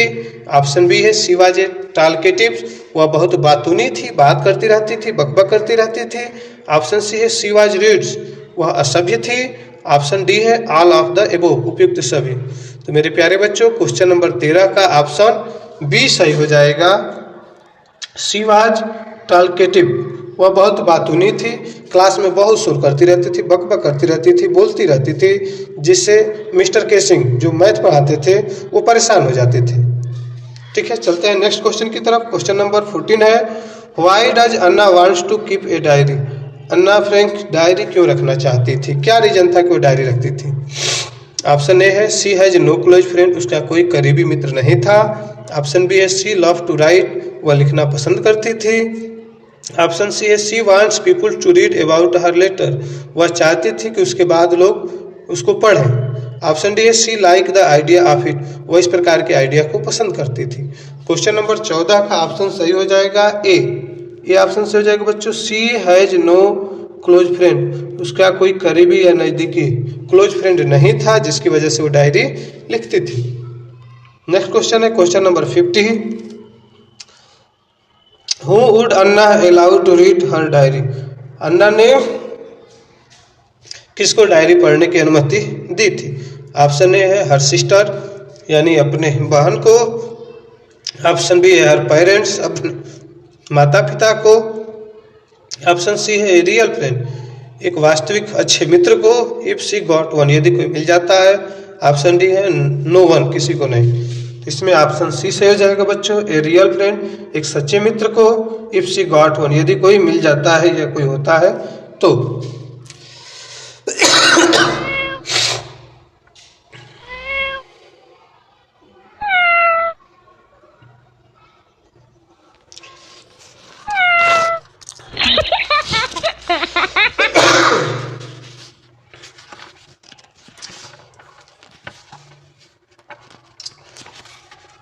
अब शुरू करते हैं बच्चों चौथा लेसन जो आपके बुक में है, ग्लिम्स ऑफ इंडिया। ग्लिम्स में होता है झलक, ऑफ मतलब का, इंडिया मतलब भारत का, यानी कि भारत की झलक। भारत के बारे में इसमें कई 3 पार्ट में बताए गए हैं। तीनों पार्टों के जो बहुविकल्पी क्वेश्चन जितने बन सकते हैं उनको एक ही साथ लेके आए हैं। देखिए और समझिए इनको। पहला क्वेश्चन है एमसीक्यू का। ठीक है बच्चों, जो पहला क्वेश्चन है objective type question, who is the Arthur of A baker from Goa. Who is the Arthur of, देखिए इसमें 3 पार्ट हैं, ए बेकर फ्रॉम गोवा, दूसरा पार्ट है कुर्ग और तीसरा पार्ट है टी फ्रॉम असम। तो इसमें पूछा गया है कि हु इज द आर्थर, कौन लेखक है of A baker from Goa. A baker from Goa जो पार्ट है उसका लेखक कौन है। ऑप्शन ए है अरूप कुमार दत्त। ऑप्शन बी है लोकेश एवरोल्स। ऑप्शन सी है लूसिए रॉड्रिग्स। ऑप्शन डी है नन ऑफ द एबोव। मेरे प्यारे बच्चों इसमें ऑप्शन सी सही हो जाएगा, लूसिए रॉड्रिगेस। ठीक है, चलते हैं सेकंड क्वेश्चन की तरफ। क्वेश्चन नंबर 2 है, who is the Arthur of Coorg. Coorg जो पार्ट है उसका लेखक कौन है। ऑप्शन ए है अरूप कुमार दत्त, बी है लोकेश एब्रोल, ऑप्शन सी है लूसिया रोड्रिगेस, ऑप्शन डी है नन ऑफ द एबोव। मेरे प्यारे बच्चों, इसमें सही हो जाएगा option number B, Lokesh Abrol. चलते हैं क्वेश्चन नंबर 3 की तरफ। What are the bakers known as Goa? Bakers को गोवा में किस नाम से जाना जाता है? जो बेकर होते हैं उन्हें गोवा में किस नाम से जाना जाता है? ऑप्शन ए है पेडर्स, ऑप्शन बी है पुर्तगेलिस, ऑप्शन सी है पेकर, ऑप्शन डी है बेकर। क्वेश्चन नंबर 3 का ऑप्शन ए सही हो जाएगा, पेडर। गोवा में बेकर्स को क्या कहा जाता है? पेडर्स। मेरे प्यारे बच्चों, बेकर समझ में आता है? बेकर उन्हें कहते हैं, अभी आप मार्केट में देखेंगे तो बहुत से बेकर शॉप हैं, बेकरी शॉप लोग बोलते हैं। बेकर्स मतलब वो जगह होती है जहाँ पे पाव रोटी या फिर केक वगैरह सभी चीज़ें, अगर दुकान है तो सेल की जाती होगी, या कोई स्थान है तो वहाँ से बनाकर दूसरी जगह सप्लाई किया जाता है। तो गोवा में उन्हें क्या कहा जाता है? बेकर्स को क्या नाम है? पेडर्स। चलते हैं क्वेश्चन नंबर 4 की तरफ। The baker was also there. जो बेकर होते थे वो क्या होते थे उनके? ऑप्शन ए है फ्रेंड यानी मित्र, ऑप्शन बी कंपेनियंस यानी साथी, ऑप्शन सी है गाइड्स यानी मार्गदर्शक, ऑप्शन डी है ऑल ऑफ द एबोव यानी उपयुक्त सभी। क्वेश्चन नंबर 4 का ऑप्शन डी सही हो जाएगा, ऑल ऑफ द एबोव, उपयुक्त सभी होते थे। ठीक है, फ्रेंड भी होते थे, साथी भी होते थे, मार्गदर्शक भी होते थे। चलते हैं क्वेश्चन नंबर 5 की तरफ। What did the children long for? जो बच्चे थे वो किसका इंतजार करते थे, किसकी उन्हें लालसा रहती थी? ऑप्शन ए है लोफ, जो लोफ पाव रोटी का होता है, ऑप्शन बी है ब्रेड बेगल्स, ब्रेड बेगल्स का इंतजार होता था, ऑप्शन सी है बनाना ब्रेड्स, बनाना ब्रेड का, ऑप्शन डी है ऑल ऑफ द एबोव यानी उपयुक्त सभी। क्वेश्चन नंबर 5 का ऑप्शन बी सही हो जाएगा, ब्रेड बेगल्स का उन्हें इंतजार रहता था बच्चों को। चलते हैं नेक्स्ट क्वेश्चन है 6। Dash dash dash was called Kabai. वैसा कबाई किसे कहा जाता था? कबाई किसे कहा जाता था? ऑप्शन ए है बेकर्स ड्रेस यानी बेकर्स के ड्रेस को, कपड़ों को, ऑप्शन बी है बेकर्स बास्केट यानी बेकर्स की जो टोकरी होती थी उसको, ऑप्शन सी है बेकर्स बम्बू यानी बेकर्स के जो बांस होते थे झनझन की आवाज करते थे उनको, ऑप्शन डी है बेकर सॉन्ग यानी बेकर के गीत को। क्वेश्चन नंबर 6 का बच्चों ऑप्शन ए सही हो जाएगा। कौन सही होगा? ए, बेकर्स ड्रेस, बेकर के जो कपड़े होते थे, ड्रेस होते थे, उन्हें कबाई कहा जाता था। नेक्स्ट क्वेश्चन है question number 7। Coorg is a dash dash dash country. मतलब कुर्ग कैसा क्षेत्र है, कैसा देश है? ऑप्शन ए है टी यानी चाय का क्षेत्र है, ऑप्शन बी ब्रेड यानी रोटी का क्षेत्र है या ब्रेड का क्षेत्र है, ऑप्शन सी है कॉफी यानी कि कॉफी का क्षेत्र है, ऑप्शन डी है ग्रीन यानी ग्रीन हरियाली का क्षेत्र है। क्वेश्चन नंबर 7 का ऑप्शन सी सही हो जाएगा, कॉफी। कौन सा सही हो जाएगा बच्चों? सी, कॉफी, क्योंकि बच्चों वहां पर काफी ज्यादा मात्रा में मिलती है। कहाँ पे? कुर्ग में। कुर्ग में काफी बहुत मात्रा में होती है, इसलिए उसे काफी का देश कहा जाता है। नेक्स्ट क्वेश्चन है question number 8। The first chief of the Indian army is from. जो प्रथम भारतीय सेना के अध्यक्ष थे, चीफ थे, वो कहाँ से बिलोंग करते थे? ऑप्शन ए है कुर्ग, ऑप्शन बी है गोवा, ऑप्शन सी है मैसूर, ऑप्शन डी है पंजाब। तो क्वेश्चन 8 का ऑप्शन ए सही हो जाएगा, कुर्ग। कहाँ से बिलोंग करते थे वो? कुर्ग के रहने वाले थे। जनरल करियप्पा, आप जानते ही होंगे उनके नाम को। चलते हैं नेक्स्ट क्वेश्चन पर। क्वेश्चन नंबर 9 है dash dash dash river obtain it's water from Coorg. कौन सी नदी है जो कुर्ग में जहाँ से पानी आता है? ऑप्शन ए है यमुना, ऑप्शन बी है नर्मदा, ऑप्शन सी है कावेरी, ऑप्शन डी है तापी नदी। ठीक है बच्चों, तो क्वेश्चन नंबर 9 का जो ऑप्शन सही हो जाएगा वो होगा सी। कौन सा ऑप्शन होगा बच्चों? सी। ऑप्शन नंबर सी है कावेरी, यानी कि Kaveri river obtain it's water from Coorg. चलते हैं नेक्स्ट क्वेश्चन की तरफ। क्वेश्चन नंबर 10 है what are the activities available in Coorg. Coorg में कौन कौन सी एक्टिविटीज होती है, क्या क्या करते हैं वहाँ के लोग? ऑप्शन ए है रिवर राफ्टिंग यानी रिवर राफ्टिंग करते हैं, ऑप्शन बी है कैनोइंग यानी छोटी छोटी नावों से चलना। ऑप्शन सी है माउंटेन बाइकिंग यानी पहाड़ों पर बाइक चलाते हैं। ऑप्शन डी है ऑल ऑफ द एबोव यानी उपयुक्त सभी। क्वेश्चन नंबर 10 का ऑप्शन सही हो जाएगा बच्चों ऑल ऑफ द एबोव, यानी वहाँ के जो लोग होते हैं वह रिवर राफ्टिंग भी करते हैं, कैनोइंग्स भी करते हैं, माउंटेन बाइकिंग भी करते हैं। वहाँ के लोग पहाड़ों पर बाइक से जाते हैं, अपने चाय को कॉफ़ी के पत्तों को तोड़ तोड़ कर उस पर लाद के लेके आते हैं, ट्रैक्टर पे भी लाद के लेकर आते हैं। चलते हैं नेक्स्ट क्वेश्चन की तरफ। क्वेश्चन नंबर 11 है व्हाट इज रिपलिंग्स, यानी कि रिपलिंग का मतलब क्या होता है। ऑप्शन ए है travelling in a river in ए क्नो, क्नो मतलब छोटी सी नौका जो होती है उससे नदी में यात्रा करना। ऑप्शन बी है travelling in a river in A raft, एक राफ्ट पे नदी में यात्रा करना। ऑप्शन सी है गोइंग डाउन ए क्लिफ्ट बाय स्लाइडिंग्स डाउन ए रोप, रस्सी के सहारा से स्लाइडिंग करते हुए फिसलते हुए नीचे की तरफ जाना। ऑप्शन डी है ऑल ऑफ द एबोव यानी कि उपयुक्त सभी। क्वेश्चन नंबर 11 का ऑप्शन सी सही हो जाएगा बच्चों। ऑप्शन नंबर सी क्या है गोइंग डाउन ए क्लिफ बाय स्लाइडिंग डाउन ए रोप, रस्सी को पकड़ के रस्सी के सहारे ऊपर की पहाड़ियों से फिसलते हुए स्लाइड करते हुए नीचे की तरफ जाना, इसको क्या बोलते हैं बच्चों रेफलिंग बोलते हैं। चलते हैं नेक्स्ट क्वेश्चन की तरफ। क्वेश्चन नंबर 12 है was Rajveer A fan of detective story, क्या राजवीर डिटेक्टिव कहानियों का संदेश पर सस्पिशन वाली कहानियों का फैन था, पसंदीदा था।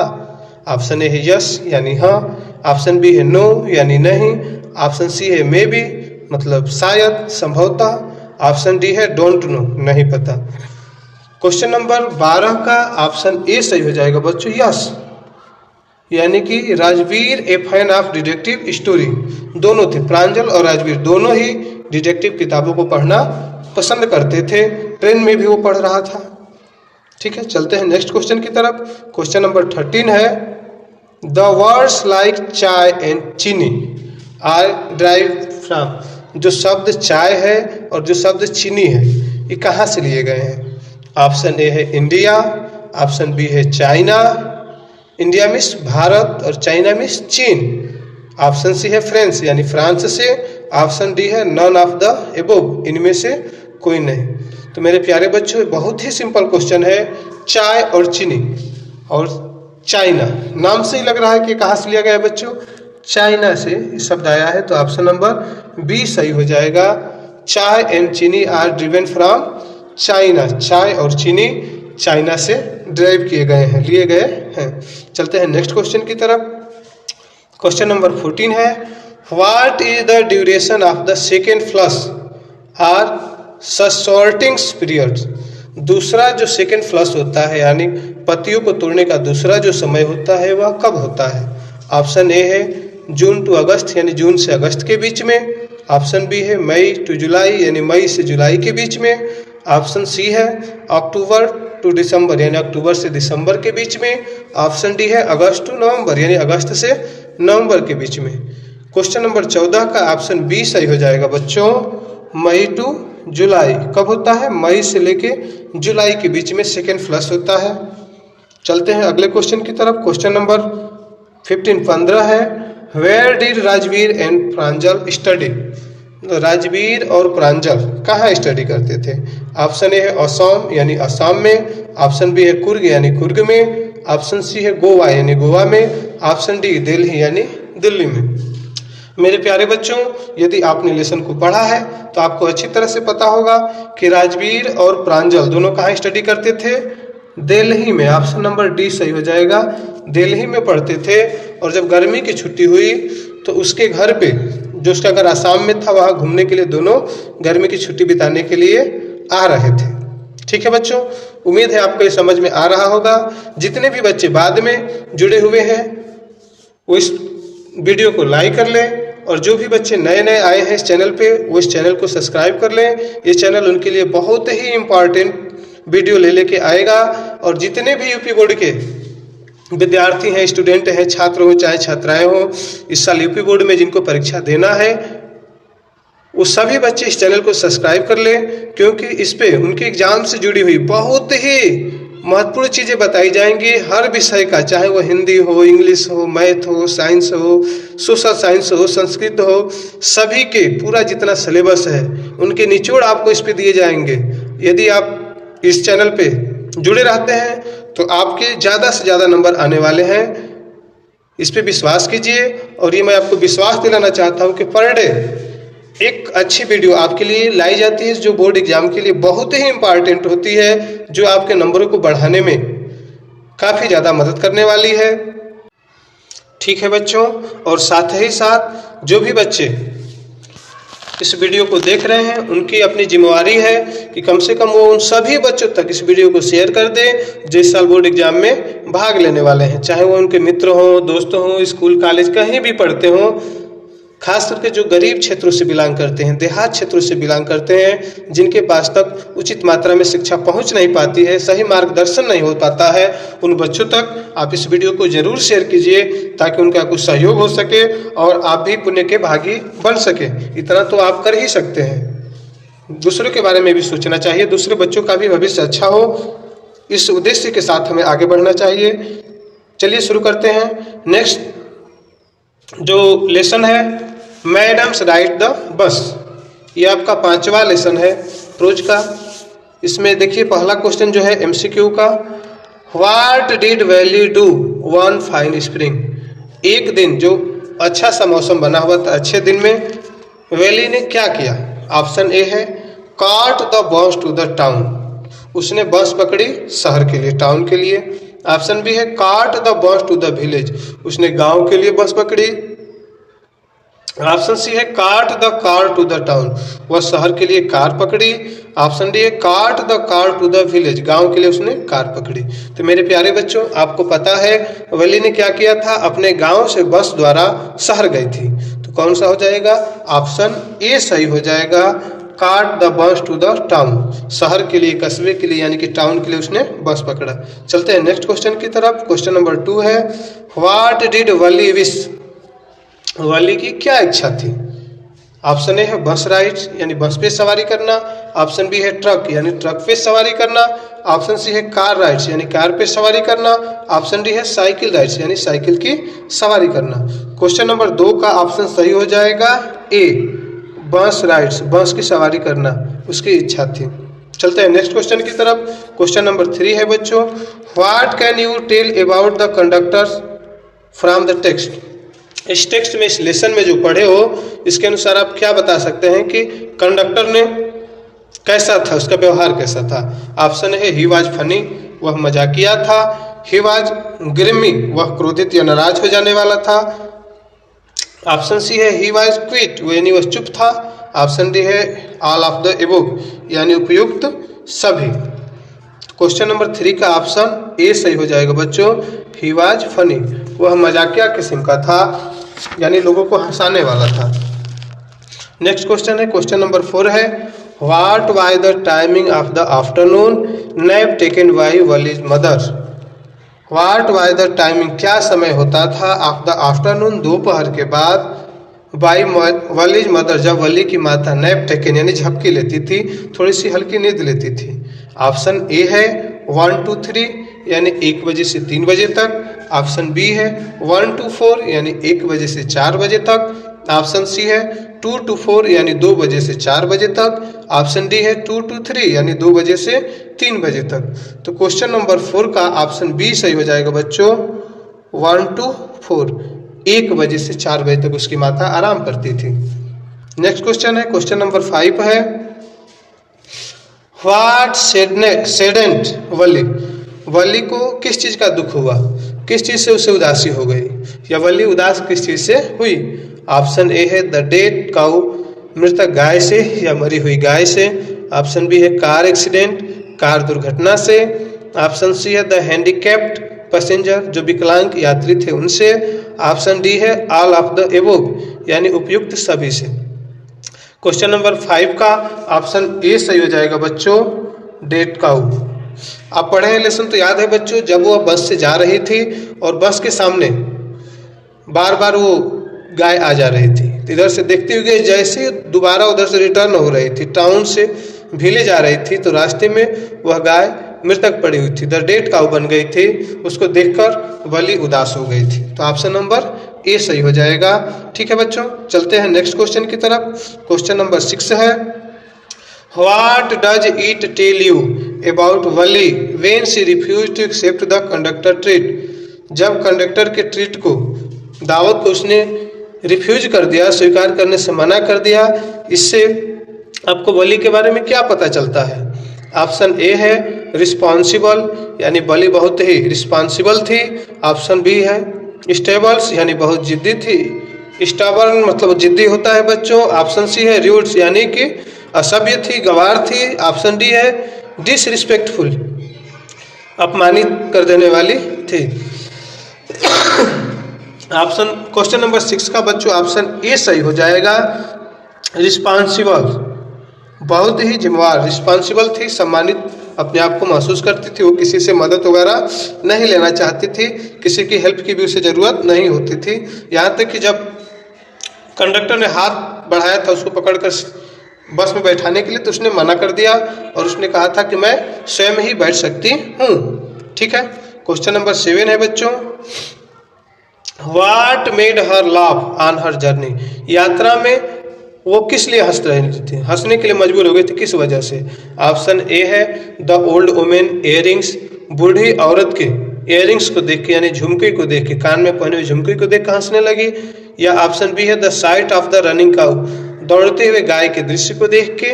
ऑप्शन सी है द ओल्ड मैन, यानी बूढ़े आदमी को देख के।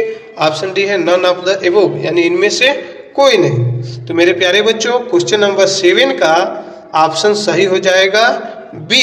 कौन सा ऑप्शन सही होगा बच्चों? B, the sight of the running cow, दौड़ते हुए गाय को देखकर। जब वो बस से भीले से टाउन की तरफ जा रही थी, रास्ते में गाय आ गई जो रोड पर ही जा रही थी। जितना ही ड्राइवर हॉर्न बजाता था उतना और वो आगे की तरफ भागती थी, लेकिन रोड से हटती नहीं थी। इस दृश्य को देखकर वली बहुत खुश हुई थी।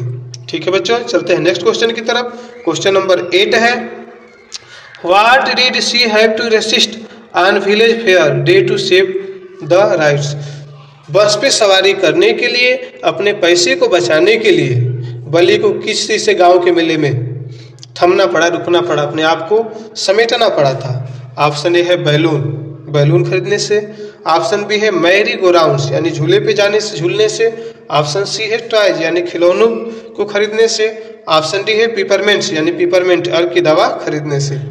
तो क्वेश्चन नंबर 8 का ऑप्शन बी सही हो जाएगा बच्चों, मैरी गो राउंड्स।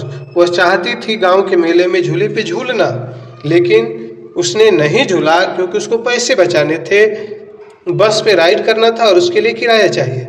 अगर वो मेले में झूलती तो उसके पैसे कम हो जाते। इस वजह से उसने झूले पर नहीं झूला, अपने आप को कंट्रोल किया और पैसे को सेव किए रखा। नेक्स्ट क्वेश्चन है question number 9, what did the old man से टू वली दैट एनोयड्स हर। बूढ़े आदमी ने वली से क्या कहा जिससे वो क्रोधित हो गई।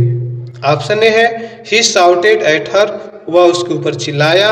ऑप्शन बी है he asked why she alone, उसने पूछा कि वह अकेले क्यों है।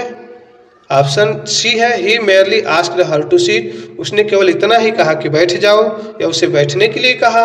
ऑप्शन डी है नन ऑफ द एबोव, यानी कि इनमें से कोई नहीं। क्वेश्चन नंबर 9 का ऑप्शन सी सही हो जाएगा बच्चों, he merely asked her to sit, उसने केवल उसे बैठने के लिए कहा था। इसी पर जो वली थी वो बहुत क्रोधित हो गई। नेक्स्ट क्वेश्चन की तरफ चलते हैं। Question number 10, how did she pick up small details about the bus journey. How did she pick up, उसने कैसे निकाले, कैसे पता किए स्मॉल डिटेल, छोटी सी जानकारी, थोड़ी सी जानकारी अबाउट द बस जर्नी, बस की यात्रा के बारे में। यानी वली ने बस की जानकारी कहाँ से प्राप्त की। ऑप्शन ए है listening to conversations of neighbours, पड़ोसियों के वार्तालाप से, बातचीत से सुनकर। ऑप्शन बी है asking a few discreet question, कुछ उसे जानकारी पूर्वक प्रश्न पूछकर। ऑप्शन सी है ऑल ऑफ द एबोव, यानी उपयुक्त सभी। ऑप्शन डी है नन ऑफ द एबोव, इनमें से कोई नहीं। तो बच्चों इसमें ऑप्शन सी सही हो जाएगा, क्योंकि ए भी सही है और बी भी सही है। वली ने अपने पड़ोसियों से जानकारी ली थी और जो भी उसको क्वेश्चन करने थे उनसे पूछ कर जानकारी एकत्र कर ली थी। तो ऑप्शन नंबर सी सही हो जाएगा, क्योंकि ए और बी दोनों सही है। चलते हैं नेक्स्ट क्वेश्चन की तरफ। क्वेश्चन नंबर 11 है, how many times did the bus cross her street per hour. प्रत्येक घंटे उसकी गली से बस कितनी बार क्रॉस करती थी, पार करती थी। ऑप्शन ए है 1 यानी कि 1, ऑप्शन बी है 2 यानी कि 2, ऑप्शन सी है 4 यानी कि 4, ऑप्शन डी है 6 यानी कि 6। मेरे प्यारे बच्चों, जो बस थी वो उसकी गली से पर आवर क्रॉस करती थी, मतलब 1 घंटे में 1 बार। तो ऑप्शन कौन सा सही हो जाएगा? ऑप्शन नंबर ए सही हो जाएगा। पर आवर क्रॉस होती थी, ठीक है, 1 घंटे में 1 बार क्रॉस हो जाती थी। चलते हैं नेक्स्ट क्वेश्चन की तरफ। क्वेश्चन नंबर 12 है, व्हाट वाज वलीस एज। वली की एज क्या थी, उम्र क्या थी। ऑप्शन ए है 7 यानी कि 7, ऑप्शन बी है 8 यानी कि 8, ऑप्शन सी है 9 यानी कि 9, ऑप्शन डी है नन ऑफ दिस यानी इनमें से कोई नहीं। मेरे प्यारे बच्चों, क्वेश्चन नंबर 12 का ऑप्शन बी सही हो जाएगा, 8 इयर्स। यानी वली की उम्र कितनी थी? 8 साल की वो थी, 8 वर्ष की थी। चलते हैं नेक्स्ट क्वेश्चन की तरफ। क्वेश्चन नंबर 13 है, who is the author of the lesson madam rides the bus. यानी कि मैडम राइड्स द बस का लेखक कौन है, किसने इसे लिखा है। ऑप्शन ए है गोविंद मैक्सवेल, ऑप्शन बी है वल्ली कन्नन, ऑप्शन सी है पाओलो सेहलो, ऑप्शन डी है अरूप कुमार दत्त। क्वेश्चन नंबर 13 का ऑप्शन सही हो जाएगा बी। ठीक है बच्चों, ऑप्शन बी क्या है? वल्ली कन्नन, यही उसके लेखक थे। चलते हैं नेक्स्ट क्वेश्चन की तरफ। क्वेश्चन नंबर 14 है, Valli would stare wistfully at the peoples who got on or off the bus. Valli बड़े लालसा पूर्वक उन लोगों को देखती थी जो बस से या तो उतरते थे या बस पे चढ़ते थे। What is the meaning of wistful. यहाँ विस्टफुल की मीनिंग क्या है, अर्थ क्या है। ऑप्शन ए है फेयरफुली, मतलब डर पूर्वक या भय पूर्वक। ऑप्शन बी है केयरफुली, यानी बड़ी सावधानी पूर्वक। ऑप्शन सी है विलिंगली, यानी बड़ी इच्छा पूर्वक या तत्परता पूर्वक। ऑप्शन डी है लॉन्गिंगली, यानी बहुत लालसा पूर्वक या चाहत पूर्वक। मेरे प्यारे बच्चों, जो क्वेश्चन नंबर 14 है इसका ऑप्शन सही हो जाएगा डी। कौन सा सही हो जाएगा बच्चों? डी, क्योंकि लॉन्गिंगली और विस्टफुली एक दूसरे के परवाची शब्द है, ठीक है, सिनोनिम्स है। इसलिए विस्टफुली की मीनिंग क्या हो जाएगी? लॉन्गिंगली। ऑप्शन नंबर डी इसमें सही हो जाएगा। ठीक है बच्चों, चलते हैं क्वेश्चन नंबर 15 की तरफ। Why did Valli stand up. Valli क्यों खड़ी थी? यानी कि जब बस में वो सवार हो गई, उस बस में जगह थी, फिर भी वो सीट पे नहीं बैठती थी, क्यों? ऑप्शन ए है she wanted to enjoy the rides. वह सवारी का आनंद उठाना चाहती थी, एंजॉय करना चाहती थी, इसलिए। ऑप्शन बी है she was not able to look outside properly. उससे बाहर की चीजें पर्याप्त मात्रा में नहीं दिखाई दे रही थी, इसलिए। ऑप्शन सी है सी लाइक स्टैंडिंग, वह खड़ा होना पसंद करती थी, इसलिए। ऑप्शन डी है she was tired of sitting, बैठे बैठे वह थक गई थी, इसलिए। मेरे प्यारे बच्चों, जो बच्चे छोटे होते हैं, यदि उन्हें आप बस की सीट पे बैठा दें तो बाहर के दृश्य उन्हें नहीं दिखाई देते हैं, क्योंकि जो खिड़की होती है थोड़ी ऊपर होती है। बैठ जाने के बाद वली को भी बाहर के दृश्य नहीं दिखाई दे रहे थे, इसीलिए वो खड़ा होके देखती थी। तो समझ में आया खड़ा क्यों थी? She was not able to look outside properly. Option number B सही हो जाएगा। उसे बाहर की चीजें स्पष्ट रूप से नहीं दिखाई देती थी, इसलिए वो खड़ी हो जाती थी। समझ में आया बच्चों? उम्मीद है ये सभी ऑब्जेक्टिव क्वेश्चन आपको समझ में आ रहे होंगे। और जैसे ही आप बोर्ड एग्जाम में पेपर हॉल में इंग्लिश के दिन बैठेंगे तो ये सब क्वेश्चन आपको वहां पे दिखने को मिलेंगे और पेपर में आप एक अच्छा प्रदर्शन कर पाएंगे।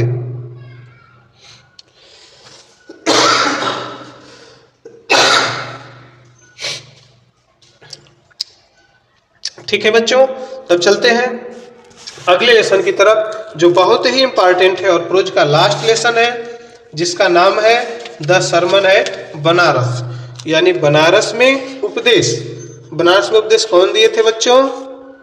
याद है, महात्मा बुद्ध जी ने उपदेश दिया था, वही चैप्टर है ये। चलिए देखिए, एमसीक्यू क्वेश्चन है। क्वेश्चन नंबर फर्स्ट है, what was Gautama Buddha early name, यानी कि महात्मा गौतम बुद्ध का बचपन का नाम यानी शुरू का नाम क्या था। ऑप्शन ए है सिद्धू, ऑप्शन बी है साधु, ऑप्शन सी है सिद्धार्था, ऑप्शन डी है सिद्धार्थ।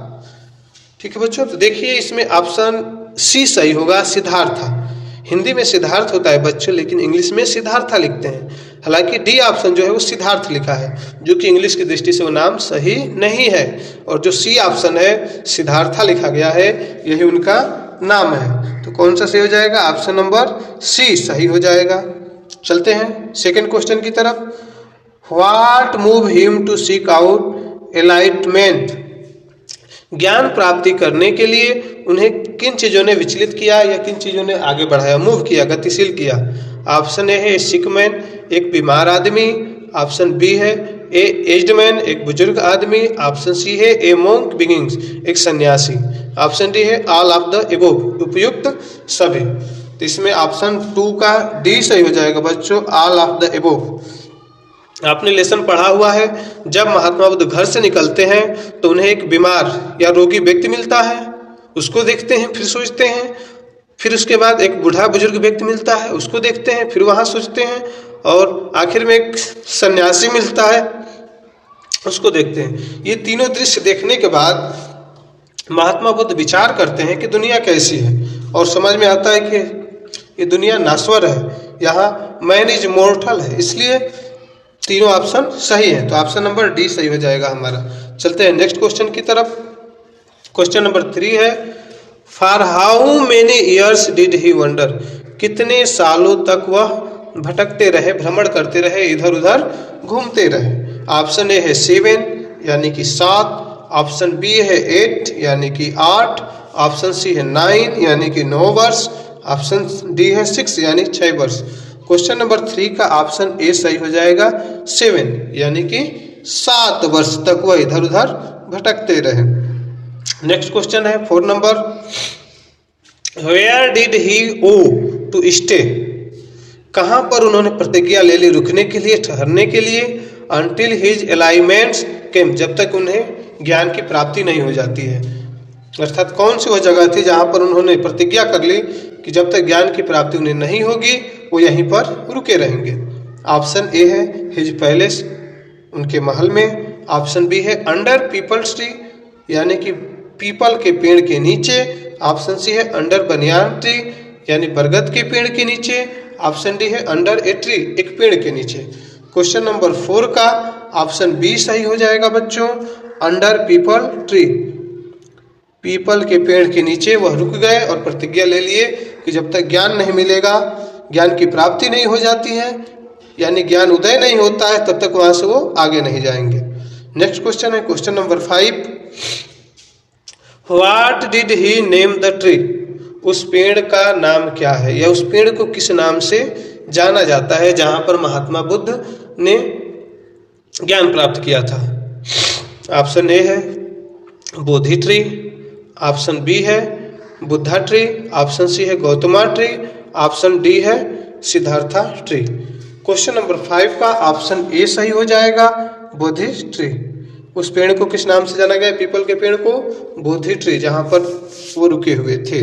नेक्स्ट क्वेश्चन है क्वेश्चन नंबर 6 है, विच सीड डिड बुद्धा आस्क्ड किसा टू ब्रिंग, किस चीज का बीज बुद्धा ने किसा को लाने के लिए कहा था।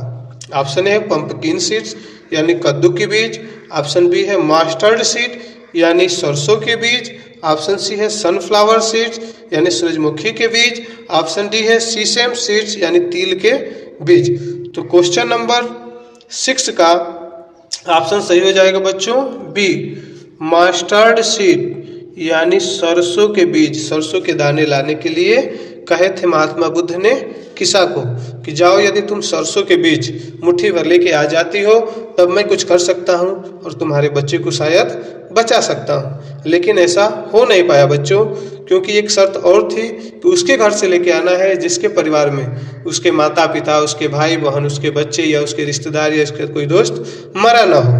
लेकिन ऐसा संभव नहीं है। दुनिया में कोई भी परिवार ऐसा नहीं है जिसके घर पे कोई ना कोई मरा ना हो। जितने लोग जिंदा हैं उससे ज़्यादा लोग मर चुके हैं इस दुनिया में, तो ये संभव नहीं था। ठीक है बच्चों, चलते हैं नेक्स्ट क्वेश्चन की तरफ। क्वेश्चन नंबर 7 है, how did Kisa feel at first and being unable to find such seed. Kisa को कैसे महसूस हुआ कि वह अब बीज को ढूंढने में असफल हो जाएगी, असमर्थ है, उसके बस की बात नहीं है। ऑप्शन ए वरी, वह चिंतित हो गई। ऑप्शन बी होपलेस, वह निराश हो गई। ऑप्शन सी मोटिवेटेड, वह उत्साहित हो गई। Option D both A and B, यानी कि घबरा गई, चिंतित हो गई और निराशाजनक भी हो गई। क्वेश्चन नंबर 7 का ऑप्शन डी सही हो जाएगा बच्चों, both A and B, A and B दोनों सही हो जाएंगे। तो ऑप्शन नंबर कौन सा सही होगा बच्चों, डी। चलते हैं नेक्स्ट क्वेश्चन की तरफ। क्वेश्चन नंबर 8 है, what did the flickering light made her realise. Flickering light, टिमटिमाते हुए प्रकाश या चमकते हुए प्रकाश की रोशनी से उसे क्या महसूस हुआ, किसा को क्या महसूस हुआ। ऑप्शन ए है सी इज बीइंग सेल्फिश, उसे महसूस हुआ कि वो स्वार्थी हो गई है। Option B death is common to all, मृत्यु सबके लिए समान है। सी है ऑप्शन मैन आर मोर्टल्स, यानी मानव नाश्वर है, मनुष्य नाश्वर है, जो जन्म लिया है उसको मरना ही है। ऑप्शन डी है ऑल ऑफ द एबोव, यानी उपयुक्त सभी। क्वेश्चन नंबर 8 का ऑप्शन डी सही हो जाएगा बच्चों। कौन सा सही होगा, D, all of the above, यानी उपयुक्त सभी, जो ऊपर की चीजें हैं सब हो जाएंगी। ऑप्शन ए में क्या है, सी इज बीइंग सेल्फिश, वह स्वार्थी हो गई थी। स्वार्थी इसलिए हो गई थी कि अपने पुत्र के वियोग में थी, वो परेशान थी, बच्चे को जीवित करना चाहती थी। ऑप्शन बी है death is common to all, मृत्यु सबके लिए समान है, जो भी इस दुनिया में जन्म लिया है उसे मरना ही है, सबके लिए है, चाहे वो धनी हो गरीब हो, ठीक है, चाहे बड़ा आदमी हो छोटा आदमी हो, कोई भी कास्ट से आता है, जो भी दुनिया में जन्म लिया है, जीव जंतु पशु पक्षी कोई भी जो जन्म लिया है उसे मरना है। Death is common to all. तीसरा ऑप्शन था मैन आर मोर्टल, मानव नाश्वर है, जो मनुष्य जन्म लिया है उससे खत्म होना ही है। ठीक है, चलते हैं नेक्स्ट क्वेश्चन की तरफ। क्वेश्चन नंबर 9 है, what did Buddha tell her about life. Mahatma Buddha ने जीवन के बारे में क्या बताया। ऑप्शन ए है इट इज ट्रबल, यह कष्ट से भरा हुआ है। Option B it is bereaved, इसमें दुख ही है। Option C combined with pain, यह दुख से या दर्द से जुड़ा हुआ है। ऑप्शन डी है ऑल ऑफ द एबोव, यानी उपयुक्त सभी। तो क्वेश्चन नंबर 9 का ऑप्शन डी सही हो जाएगा बच्चों, ऑल ऑफ द एबोव, यानी उपयुक्त सभी। ऑप्शन नंबर डी सही हो जाएगा इसमें। चलते हैं नेक्स्ट क्वेश्चन की तरफ। क्वेश्चन नंबर 10 है, बोथ यानी दोनों, यंग एंड एडल्ट, बच्चे और वयस्क, फूल एंड वाइज यानी मूर्ख और बुद्धिमान, fall into the power of, सभी आखिर में गिर जाते हैं किसमें। ऑप्शन ए है लाइफ, जीवन में। ऑप्शन डी मृत्यु में, डेथ यानी मृत्यु में। ऑप्शन सी फूड यानी भोजन के लिए। Option D all of the above, यानी उपयुक्त सभी। महात्मा बुद्ध ने बताया था कि आखिर में सबको मरना ही है। तो कौन सा ऑप्शन सही हो जाएगा बच्चों, 10 का बी, डेथ। क्वेश्चन नंबर 10 का ऑप्शन नंबर बी सही हो जाएगा, डेथ, जो भी जन्म लिया है उसको मरना ही है। ठीक है बच्चों, चलते हैं नेक्स्ट क्वेश्चन की तरफ। क्वेश्चन नंबर 11 है, द वाइज डू नॉट, जो बुद्धिमान लोग होते हैं, डू नॉट मतलब नहीं करते हैं क्या, वहां पे फिल इन द ब्लैंक्स है। आगे दिया है knowing the terms of the words, क्योंकि संसार के नियमों को, सिस्टम को वो जानते हैं। ऑप्शन ए है लाफ यानी हंसी को। ऑप्शन बी स्माइल यानी मुस्कुराहट। ऑप्शन सी यानी ग्रीफ यानी दुख को। ऑप्शन डी है ऑल ऑफ द एबोव, यानी उपयुक्त सभी को। देखो बच्चों, the wise do not grief, जो बुद्धिमान लोग होते हैं वो दुख नहीं करते हैं, क्योंकि सबको पता है, बुद्धिमानों को ये पता है कि दुनिया की चीजें बदलती रहती, कभी सुख रहेगा कभी दुख आएगा। ठीक है, तो वो घबराते नहीं है, दुख से परेशान नहीं होते हैं। तो क्वेश्चन नंबर 11 का ऑप्शन सी सही हो जाएगा बच्चों। कौन सा सही होगा, option number C, grief means दुख, दर्द, तकलीफ, पीड़ा, कष्ट। चलते हैं नेक्स्ट क्वेश्चन पे। क्वेश्चन नंबर 12 है, how old was Siddhartha, Siddhartha कितने वर्ष के थे, when he renounced the princely life, जब उन्होंने राजसी जीवन को त्याग दिया, जो राजा के लड़के थे उस जीवन को उन्होंने त्याग दिया, उस समय कितने वर्ष उनकी उम्र थी। ऑप्शन ए है 22 यानी 22 वर्ष, ऑप्शन बी है 32 यानी 32 वर्ष, ऑप्शन सी है 35 यानी 35 वर्ष, ऑप्शन डी है 25 यानी 25 वर्ष। क्वेश्चन नंबर 12 का ऑप्शन सही हो जाएगा डी। कौन सा ऑप्शन सही होगा बच्चों? डी, 25 वर्ष। उस समय उनकी उम्र 25 वर्ष थी। चलते हैं नेक्स्ट क्वेश्चन की तरफ। क्वेश्चन नंबर 13 है, he got enlightenment after how many days? कितने दिनों बाद उन्हें ज्ञान प्राप्ति हुई, ज्ञान उदय हुआ या ज्ञानार्जन हुआ? ऑप्शन ए है 10 यानी 10 दिन, ऑप्शन बी है 15 यानी 15 दिन, ऑप्शन सी है 7 यानी 7 दिन, ऑप्शन डी है 1 यानी 1 दिन बाद। क्वेश्चन नंबर 13 का ऑप्शन सही हो जाएगा सी यानी 7 डेज, 7 दिनों बाद उन्हें ज्ञानार्जन हुआ, ज्ञान की प्राप्ति हुई, ज्ञान हुआ। चलते हैं नेक्स्ट क्वेश्चन पे। क्वेश्चन नंबर 14 है, इन विच सिटी, किस शहर में did Buddha delivered his first sermon? Sermon means उपदेश। महात्मा बुद्ध ने किस शहर में अपना पहला उपदेश दिया था? ऑप्शन ए है बच्चों पटना, ऑप्शन बी है बनारस, ऑप्शन सी है लुम्बिनी, ऑप्शन डी है गया। साथ कहाँ पर उन्होंने पहला उपदेश दिया था? तो क्वेश्चन नंबर 14 का ऑप्शन सही हो जाएगा बच्चों बी, बनारस।